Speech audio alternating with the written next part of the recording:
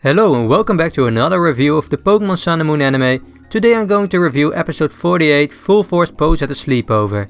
I'll start off by saying that this episode was pretty boring as it really was just a filler. However, there are definitely some things worth mentioning, especially the episode's ending. So without further ado, let's get right into the review.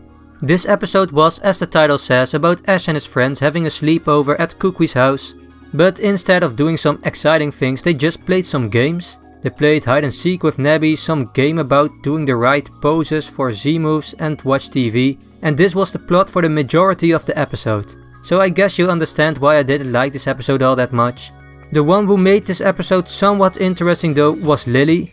At the start of the episode she had a fight with Lucamine as like usual she was annoyed with her mother's behavior. During the rest of the episode we saw several cases of her having a sad expression when her mother came up or when others were talking about their families, which all reminded Lillie of her bad family situation. We also got to see several flashbacks of Lillie along with her mother and Gladion, which showed Lucamine was once a caring mother until she, according to Lillie, changed and became absorbed in her work.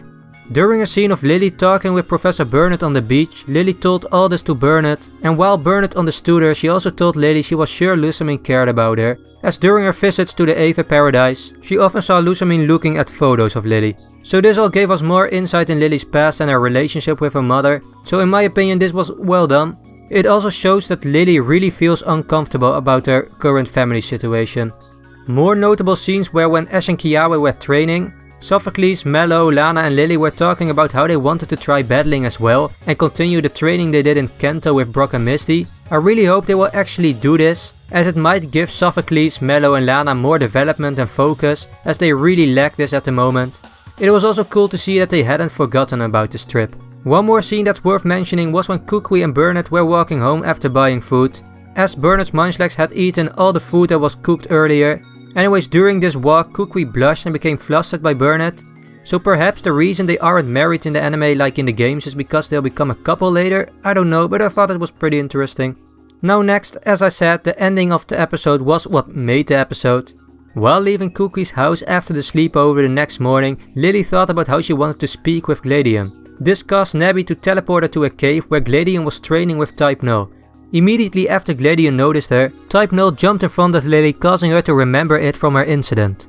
When Nebby immediately after teleported her back to the group, Lillie fell to her knees, and when Chiron went to her, she told her to stay away, shaking in fear. So basically Lillie is unable to touch Pokemon again after regaining a bit of her memory. So after all the progress she made, she once again can touch Pokemon again. Man.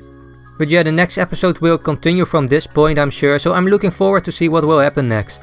This was all for my review though. It's a bit short, but that's because there really wasn't a lot to talk about aside from the episode's ending and the other things I mentioned. So I really hope next week's episode will be better. But anyways, if you enjoyed this video, feel free to leave a like, show your support, subscribe if you're new, and I'll see you guys later. Bye!